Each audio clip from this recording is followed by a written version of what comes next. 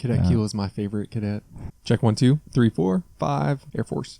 All right, welcome, ladies and gentlemen. Episode number 6 of the DET 158 Flying Bulls podcast. A little change of scenery this week. We are joined by the one and only Captain Maynard. Thank you so much for joining us today. We'll get to his intro in just a second. Again, thanks. If you're coming back again for the 6th week in a row, we really appreciate it. We're trying to mix it up a little bit. I promised we'd have Cadre on, and we finally have it. So we're delivering on our promises here on the pod. A couple more episodes left before I'm out of this position, but I've really enjoyed it so far, and we'll have another good episode this week. So without further ado, Captain Maynard, thanks so much again for coming on. If you want to go ahead and introduce yourself, just in case somebody watching is not familiar. Awesome. Thanks, Cadet Keel. Really happy to be here, and especially to be the guinea pig. As the first Cadre member, you were able to snake into doing this podcast. So looking forward to some folks out there listening, whether there are cadets or other folks that are interested in the program. Like you said, a little bit about myself. Captain Nolan Maynard.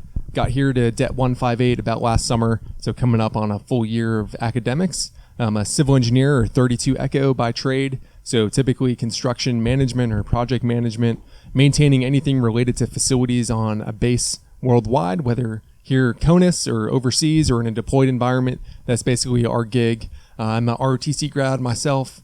Graduate of Penn State in 2015, so kind of understand a little bit of the trials and tribulations that you as cadets go through, and definitely it's very fulfilling to have the opportunity to serve in the instructor position here as Cadre.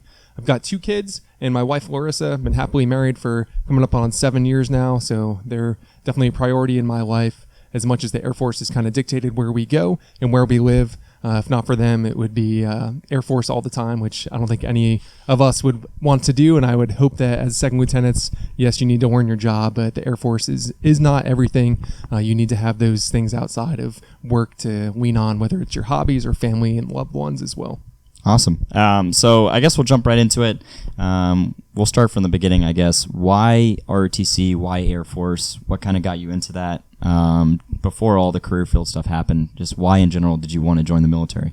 Sure. So it might sound a bit corny, but for some reason I've always had a desire to serve or provide some sort of life experience to myself that could benefit others. And the military seemed like a great fit. Kind of grew up around some family members that were in the aviation community. So definitely as a kid would look up at airplanes anytime they fly over. Fast forward today, my wife can definitely attest anytime there's an airplane flying over, definitely looking up at the sky. So where our house is now here in Tampa, we're on the flight path for Tampa International. My last assignment out in the Las Vegas area, we're somehow also on the flight path for Las Vegas's airport. So definitely spent a lot of time looking up, whether it was just commercial aircraft or on an Air Force base, looking up at those planes as well. So that kind of sparked my interest as a young kid, being interested in aviation, and then that desire to serve or do something bigger than myself lended itself well to the Air Force. I think second thing being just talking to some folks that have served, and I'd say a lot of our cadets that are in the program now could attest that the quality of life and just the overall Air Force experience may be a bit more pleasant than what the Army, Navy, or Marines could offer. So for me, it was a natural fit. I mentioned earlier, did ROTC at Penn State, really enjoyed that experience. And then as a civil engineer, doing that for about 6.5 years, to have the opportunity to come serve here as Cadre, for me, it was a way to give back to the experience that I had as a cadet. Definitely had some inspirational leaders that were my Cadre members going through the program. Also a mix of folks that may or may not be as inspirational or an example of who I would want you all to be as officers. So the opportunity for myself to have the opportunity to instill those values on you all as cadets was really meaningful, and hopefully you have at least garnered 1 or 2 things from our time together the past year that can be beneficial, whether good or bad, on active duty. Awesome. Yeah, no, I think a lot of us are very grateful for everything you guys do. And I know a lot of us all have dreams of coming back and being Cadre one day. So that's awesome. And maybe jumping into your career field a little bit, why civil engineering? Why not? You said you had that interest for aviation. Why not pilot? Is there a story behind that you'd like to share? And do you have an interest of trying to get into aviation one day? Great question. So when I came into the program as an ROTC cadet, kind of had my mind set on flying. So I was a meteorology major as a freshman. For those of you that are considering changing your majors, it can be done with certain caveats. So I was struggling a little bit through the meteorology program at Penn State and switched my major to environmental systems engineering. So hence why I'm a civil engineer now today. I was able to finish the program, seeked a pilot slot, but due to some medical issues, I got medically disqualified my third or fourth year of school and kind of shifted tracks from pilot or those rated career fields and got selected to be a space operator, so 17 Delta. A week before commissioning, the Air Force did a great thing and changed my AFSC from 17 Delta to 32 Echo, so that was a bit of a surprise, but I'm really grateful that it did pan out the way it did and just kind of rolled with the punches when that happened. So my wife and I, fiance at the time, definitely spent some time putting sticky notes on the wall of, okay, as a 17 Delta, what are some of the bases I can go to after tech school, figuring out what our dream sheet might look like as far as what that space career field looks like, and then kind of had the rug ripped from underneath me as far as what my expectations were a week before commissioning. Did the same deal when they told me I was going to go to 32 Echo or be a civil engineer.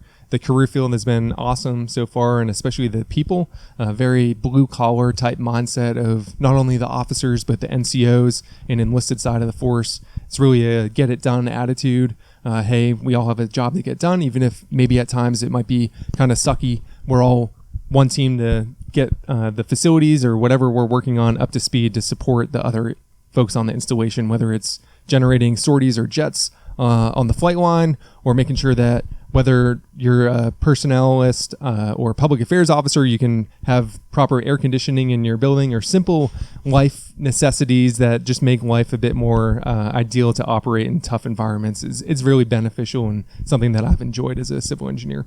Of course, yeah. I think a lot of us, when we think about engineers, especially in the Air Force, I think we think on a very basic level of, whether it's building hangars or, buildings, or like you said, AC. Shout out to USF, no AC the other day. But maybe what is a project that, you're allowed to talk about that's a little more out there, something that you wouldn't expect as an engineer in the Air Force to do, if you could talk about that, whether it's deployed or not? Sure.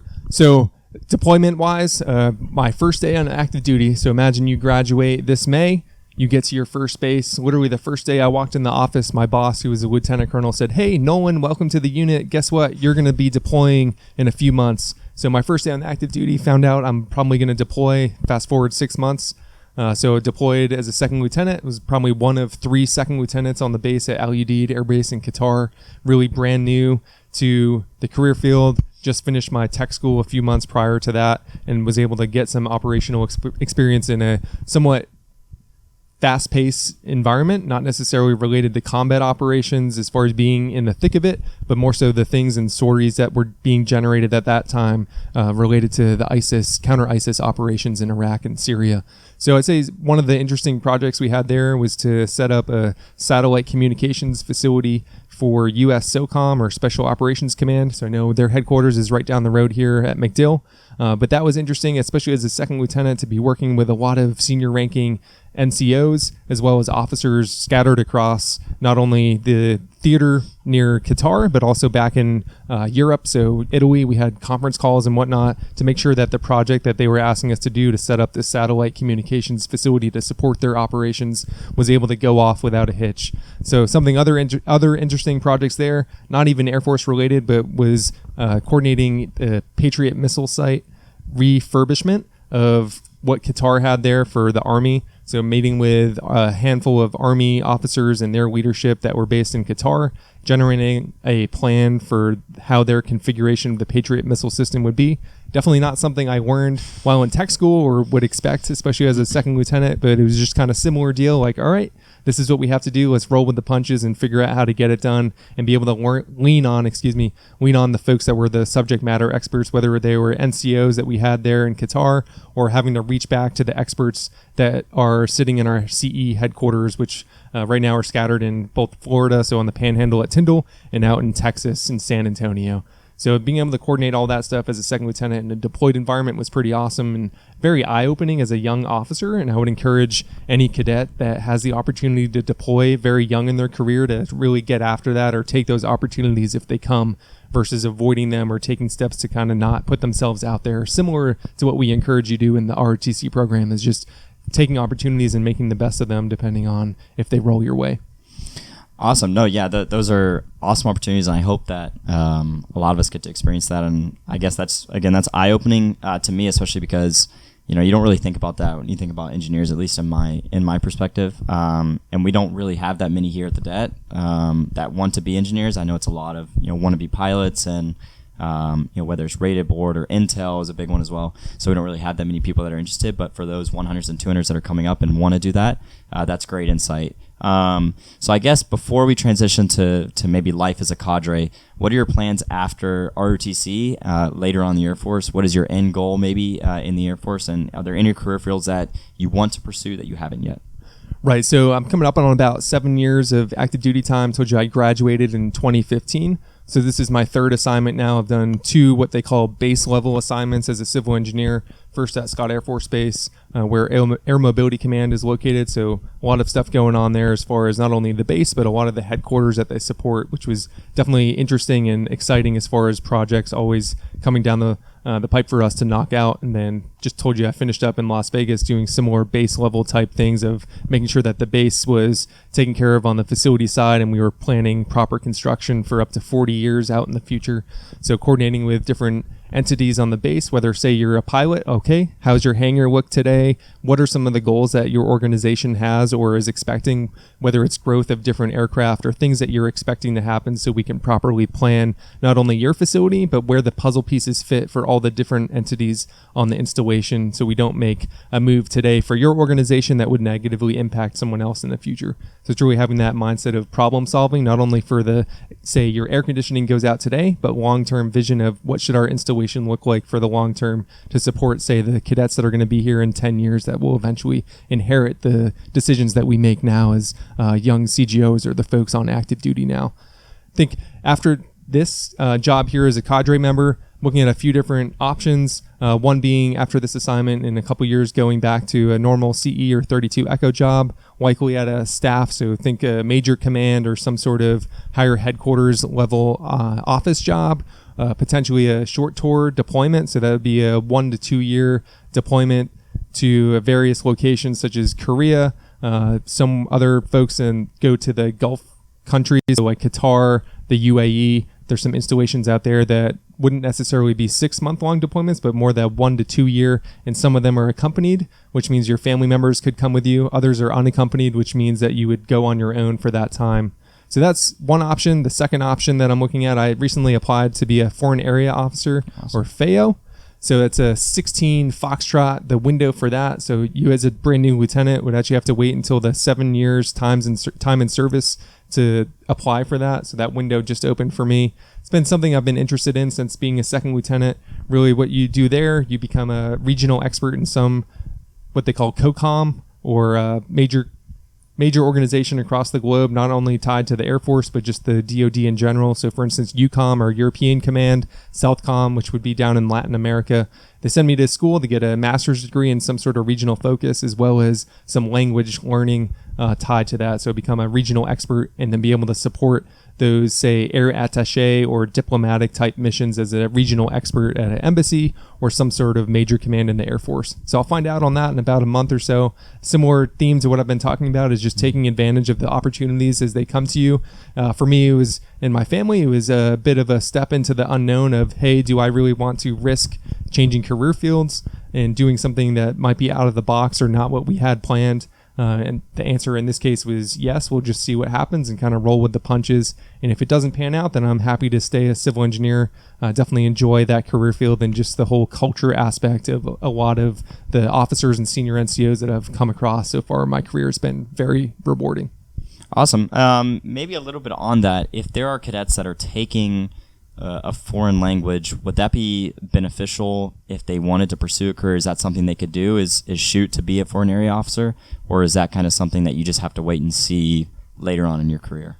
So I'd say the primary job of a second lieutenant or just a young officer in general should be to become an expert in whatever your primary career field is. So Kekil, for instance, what are you planning on doing when you graduate? Pilot, fly. Right, so you're going to go fly. You shouldn't be necessarily worried about being a fluent speaker in Farsi or Russian or some sort of language, right? Your job is to become a graduated pilot from UPT, get those wings and become an expert in whatever they're asking you to do as far as your airframe.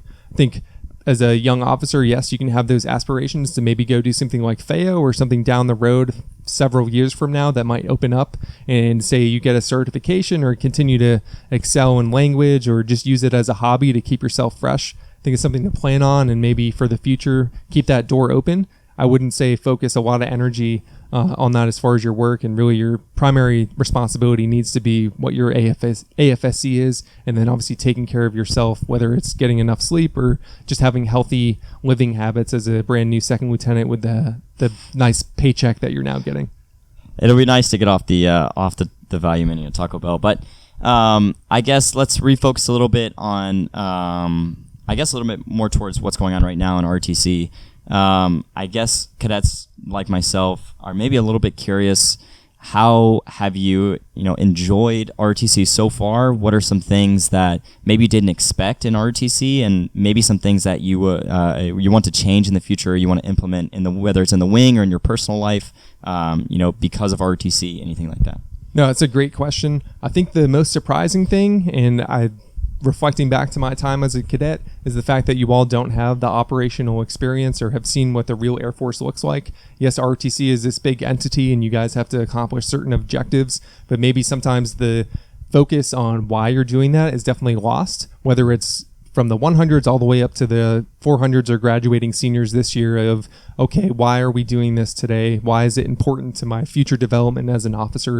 And I think that's something that a lot of folks lose focus on, and it definitely has an impact on their motivation of showing up for events in a timely manner, or what their attitude is. And I think not only on Cadre, but the folks that have been through the program, say are upperclassmen or POC, even the FTP or the 200s that have been in the program for 2 years, to really mentor or be able to reach back to the younger classmen and say, hey, I know this might be difficult for you to understand why we're doing it, whether it's related to marching or showing up at PT twice a week early in the morning. Really builds discipline. That's just one example. And the ability to be able to problem solve difficult situations or solutions to get through conflict and whatnot with your peers or your coworkers and whatnot on active duty can go a long way in just your overall development and understanding of the tools that you can take forward as a second lieutenant. So it's a very long answer. As a Cadre member, I think that was the biggest surprise, but it's very motivating for myself to come here every day and see how motivated a lot of you are about the Air Force, right? So you're amongst a very select group that, one, are even qualified to be in the program, and two, have the desire to be here. A lot of you are not even on scholarship or have full-time jobs on the side. So the fact that you're putting in the work and the effort to eventually commission as a second lieutenant is very motivating to see on my side, and drives my intrinsic motivation to show up every day and work hard for you all so you can reach your goals. Awesome. Yeah. I know you just mentioned it. A lot of us have a lot going on. Excuse me. I have a full-time job outside of ROTC. A lot of people have full-time jobs. So if you're listening, you're 100 or 200, it seems like it's a drag, right? And it probably seems like it doesn't get any easier, or it sucks, right? You have to come to lead lab and you get yelled at for, however long it is, 3 or 4 hours every week. But as a 300, I can say personally, I've had the opportunity to do a lot of cool things like this. And you get more responsibility, but you also get a little more freedom to make changes to the wing, which is awesome. And that's kind of why I asked maybe some things that you surprised you or you didn't recognize, which that's awesome to hear, and it's motivating to me to hear that too as well. But also maybe something a little more basic. We spoke about, or you spoke about, your family at the beginning of the episode.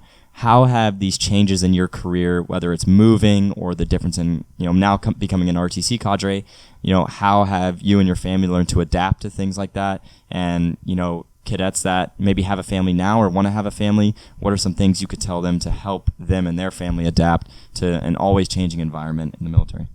Right. So I'd say a lot of it goes to networking. So reaching out to folks that might be at your next unit and saying, hey, what's the community like, or where should I be living? Even if it's another lieutenant, or reaching out to your future boss who might be a lieutenant colonel, they could definitely put you in touch with folks in the community that can set you straight or provide some advice on where to go. I think the adapting or ability to adapt when you move a lot, to be honest with you, I'm still figuring that out. For instance, probably had about $1,500 worth of damage to our household goods. So that's like all of our house stuff that was moved by the movers. Going through the process of, say, getting paid back for that, or the moving company paying us for the loss of damages. I think folks that have had prior military experience, or grew up as a military brat can probably attest to some of the pain or just logistical bureaucracy to get that taken care of. But besides that, I'd say the fact that we're only in a certain spot as officers for about 2 to 3 years really makes you go out of the community and try to experience everything that area has to offer. So for instance, in Las Vegas, our family, so my wife and I definitely prioritize going to national parks in the area. So went to Arches National Park up in Utah, hit up Joshua Tree National Park in California, some other state parks or folks that were in the area of Las Vegas to take advantage of just the outdoor things here in Tampa, right? There's so much to offer, whether it's related to the beaches. I think just this past week, we went to Busch Gardens for just a quick couple hours. So the fact that that stuff is in our backyards, and I think you can find those things at any base.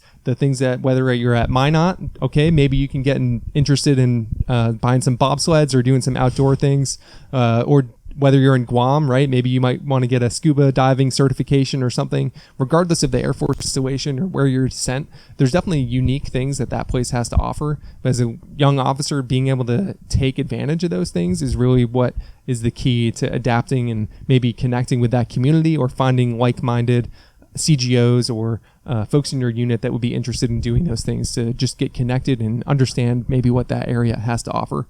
I think on my family side, so my children, they're still very young, but just seeing the experience that my daughter, so she's about to turn 4, has had so far in her life, and the different diversity, whether it's other kids at her daycare and doing sports or activities like gymnastics or swimming, whatnot, having that exposure at a young age and not just one specific area. So I grew up in the same area north of Boston my whole life.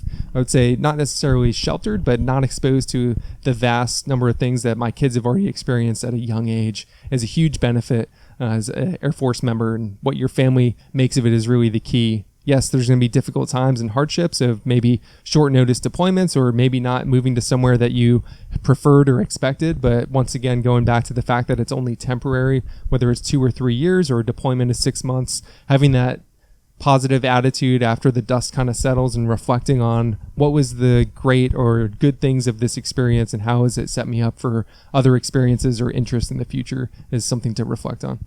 Of course, yeah, no, this is all great insight. I know we don't really get to hear, behind the eyes of someone who, has been in the Air Force a lot, and that's why we all love, AFA, Career Day, whatever it is, where we get to talk to actual officers. So, again, we appreciate you coming on. One more question. I know everybody's going to ask, and get on to me if I don't.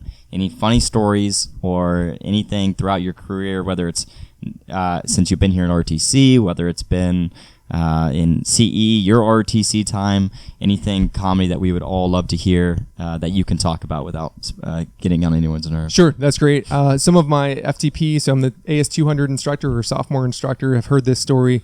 So I'll give one ROTC story and then one second lieutenant story. So first up, the ROTC story. When I was at field training, this was about the second day of my experience at Maxwell Air Force Base. We were told to change out of our blues uniforms or short sleeve blues into, at the time, ABUs, so the precursor to the OCPs.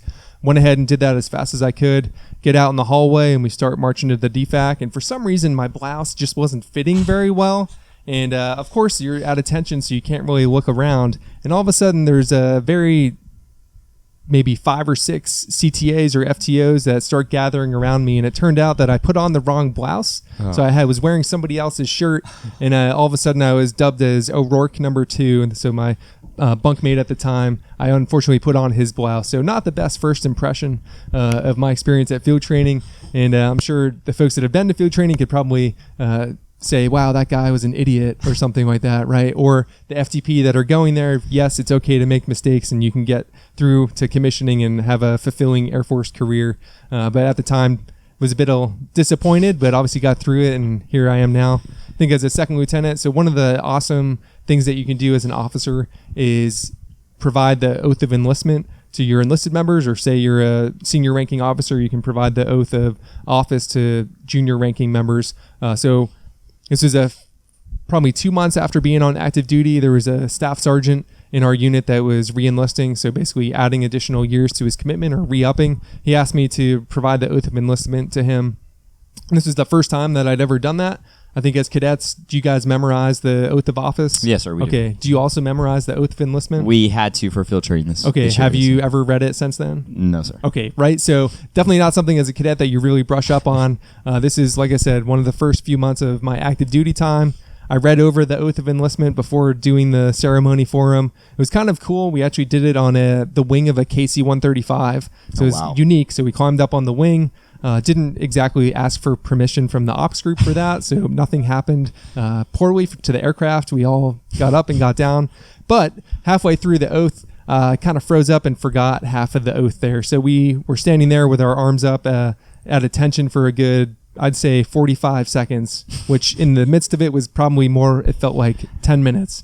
And then finally it came back to me in my head and we finished the oath, and it was no hard feelings. And I think the staff sergeant probably had a couple giggles, the fact that the second lieutenant completely forgot the oath of enlistment. But for me, it was a good moment to remember, hey, it really matters to these folks that we provide the oath to, especially as a young second lieutenant. Even if you're not super experienced, right, you still have that responsibility, and it can build a lot of respect or rapport with the folks that you work with. And thing two, it was okay for me to make a mistake again as a second lieutenant, and the fact that I showed myself as a human being and not some perfect squared away lieutenant that might be aspiring to be Captain America, it went a long way in my at least understanding, and I haven't made that same mistake twice. Awesome. So this is very just insightful for me, I know, and for everyone listening. So again, thank you so much for taking time out of your day. So I guess we'll do one more question. I guess is a great one for seniors that are about to graduate. You've spoken about it before. I know in our 300 class when you came and talked, I think you spoke a little bit about it, and at career day as well. You're going to that first base and you're bright-eyed and you just show up straight out of ROTC. You're kind of unknown surroundings and you are just unfamiliar with everything and you need someone to try and help guide you.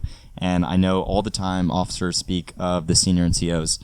And I know it's easy to talk about, but what does that look like, in action? How do you get the respect of those senior NCOs to have them help you through those early stages of being a CGO? Yeah, I think it really depends on the situation. Fortunately, my experience, I had a flight commander. He was a major at the time, or captain about to put on major at the time, who really took me under his wing and kind of set me straight on, hey, this is what the unit looks like, and here's the folks that you can rely on as far as senior NCOs go that are willing to, say, provide mentorship or be able to guide you through what you should or shouldn't be doing as a second lieutenant.